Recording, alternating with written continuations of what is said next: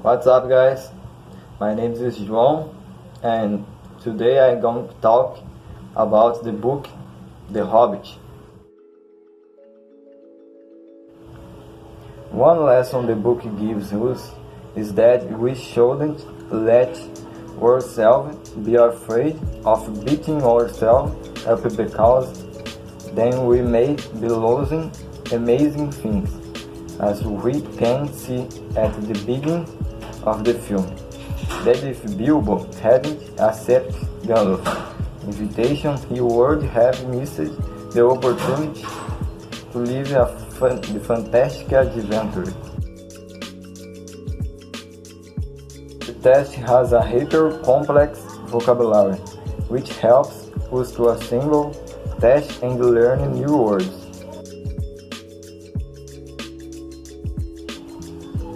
The book tells the story of Bilbo Baggins, a hobbit who lived in his past hood. There he lived a quiet and peaceful life, until one day he received an invitation from Gandalf that would change his life suddenly. Gandalf invites Bilbo to be a thief and help take back the treasure on an adventure with the devils. Everyone in the group was worried, confident about Bilbo's choice, which left Bilbo upset at the moment. Right at the first exit to group, they encounter three trolls, who take everyone in the group except the sorcerer. But in the end, Gandalf controlled the situation. In the place where the trolls hear some weapons and phone, in which they take some and Bilbo chose one to keep with him. When they were crossing the Misty Mountains, due to a great snowstorm, they are forced to take shelter in a cave. Here they are imprisoned by goblins who live around the mountain. Luckily, the group manages to escape off the mountain, but they leave Bilbo behind.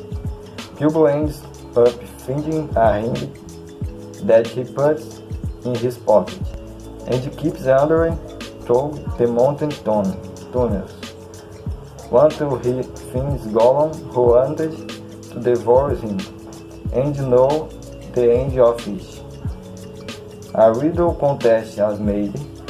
Finally, Bilbo wins the contest, but Gollum wanted to eat even though he lost. So Bilbo uses the ring that makes people invisible to escape from Gollum, and so Bilbo finds a tunnel that takes him out the mountain.